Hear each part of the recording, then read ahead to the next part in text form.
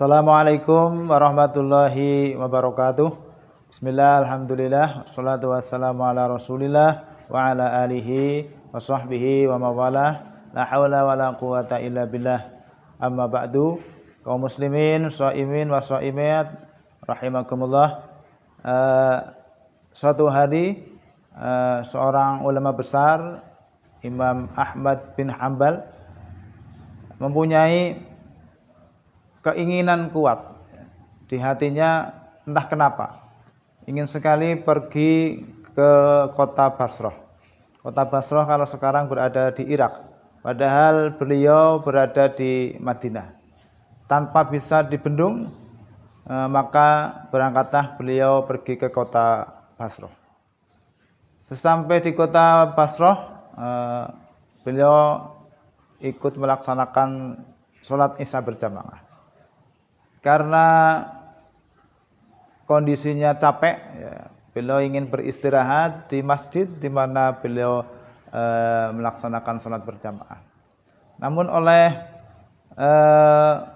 yang menjaga masjid, ya, oleh marbot masjid, beliau dilarang untuk beristirahat di dalam masjid. Maka beliau keluar dan beristirahat di serambi masjid. Ya. Ketika beliau sedang beristirahat di serambi masjid, maka beliau pun dilarang oleh marbot itu. Marbot itu mengatakan beliau tidak boleh beristirahat di masjid. Silahkan beristirahat di tempat lain, karena masjid itu akan dikunci. Maka dengan berat hati dalam kondisi yang capek, ya, beliau berjalan pelan, sehingga beliau tiba di rumah yang sederhana, yang juga dipakai untuk berjualan roti. Kemudian yang punya rumah, ya, sekaligus penjual roti itu melihat seorang yang sudah tua berjalan sendirian dan kelihatan capek, maka mempersilahkan untuk beristirahat. Maka jadilah malam itu Ahmad bin Hanbal, Imam Ahmad bin Hanbal beristirahat di rumah penjual roti itu. Rumahnya sederhana, tetapi cukup nyaman untuk beristirahat. Di dalam rumah yang sederhana itu, Imam Ahmad bin Hanbal mengamati apa yang dilakukan oleh penjual roti itu. Ketika malam hari penjual roti itu bekerja membuat roti karena untuk dipasarkan, dijual di siang harinya. Tetapi yang menjadi perhatian Imam Ahmad bin Hanbal adalah tukang roti dan penjual roti yang sederhana itu, ketika tidak berbicara, ketika tidak berinteraksi dengan orang lain, maka penjual roti itu selalu terucap dari bibirnya kalimat istighfar. Astagfirullahaladzim, astagfirullahaladzim.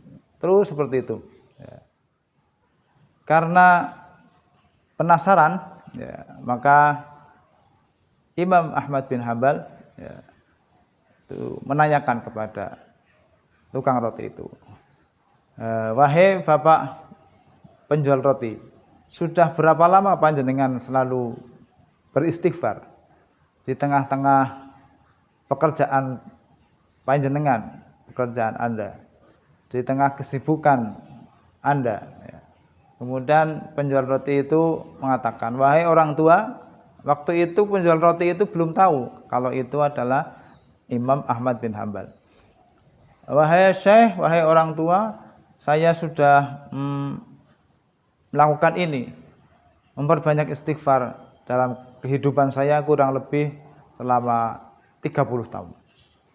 Kemudian Ahmad bin Hanbal bertanya lagi, Imam Ahmad bin Hanbal, kemudian apa yang kamu dapatkan dari memperbanyak istighfar? Kemudian tukang roti itu menjawab, wahai syekh, hampir semua keinginan saya, hampir semua hajat-hajat saya dipenuhi, dikabulkan oleh Allah Subhanahu wa taala.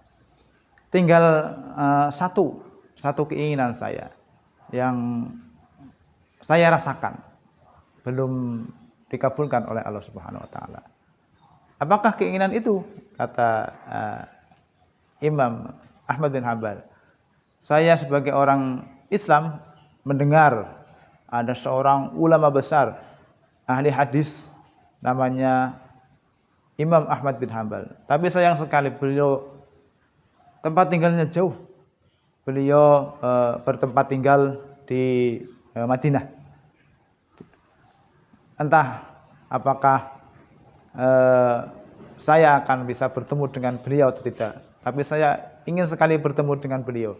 Saya ingin sekali mencium tangannya karena beliau adalah orang yang sangat alim. Kemudian secara spontan Imam Ahmad bin Hanbal langsung menyebut nama Allah Subhanahu wa taala. Alhamdulillah, luar biasa. Ternyata Allah Subhanahu wa taala menuntun hati saya jauh-jauh dari Madinah tanpa bisa saya bendung untuk berjalan ke sini. Tidak lain hanya untuk menemui kamu, wahai penjual roti. Ketahuilah, wahai bapak penjual roti, bahwasanya saya adalah Imam Ahmad bin Hanbal yang tentunya jauh-jauh hari, jauh-jauh dari Madinah dituntun oleh Allah Subhanahu wa taala untuk menemui Anda yang tiap hari lisan Anda berzikir, beristighfar kepada Allah Subhanahu wa taala. Maka jadilah kedua orang tersebut, Imam Ahmad bin Hanbal, bapak penjual roti berpelukan, bahkan penjual roti bisa mencium tangan Imam Ahmad bin Hanbal. Kaum muslimin shaimin wa shaimat rahimakumullah. Di antara yang diajarkan oleh junjungan kita Nabi Agung Muhammad sallallahu alaihi wasallam adalah kita dianjurkan untuk memperbanyak istighfar, minta ampun kepada Allah Subhanahu wa taala. Rasulullah sallallahu alaihi wasallam bersabda, "Man lazimahul istighfar, ja'alallahu lahu min kulli daikin makhrajan wa min kulli hammin farhan wa razaqahu min haitsu la yahtasib." Barang siapa yang membiasakan membaca istighfar, maka Allah akan memberikan jalan keluar bagi segala macam permasalahannya. Min kulli hammin farhan, dan dari kesusahan maka akan diberi kebahagiaan. Bahkan warzaqahu min haitsu la yahtasib. Bahkan orang yang terbiasa atau membiasakan diri membaca istighfar akan diberi rizki dari jalan yang tidak disangka-sangka. Rasulullah Shallallahu Alaihi Wasallam sendiri pernah menyampaikan bahwa beliau beristighfar sehari semalam tidak kurang dari 100 kali. Untuk itu kita sebagai umat Islam, marilah kita semuanya tidak jemu-jemu untuk beristighfar kepada Allah Subhanahu wa taala.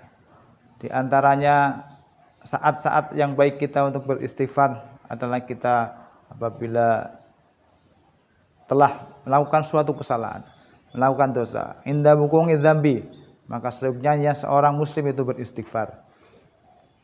Ketika selesai melakukan suatu kebaikan, maka Rasulullah juga mengajarkan kita untuk beristighfar.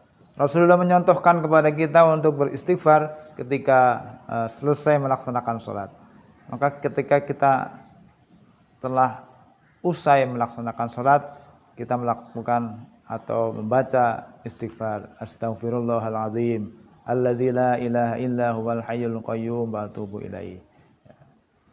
Kemudian juga kita dianjurkan istighfar nginda tawaqqufi rizki, ketika rizki kita seret, ketika kita lagi kesusahan masalah ekonomi, maka kita juga dianjurkan untuk memperbanyak istighfar.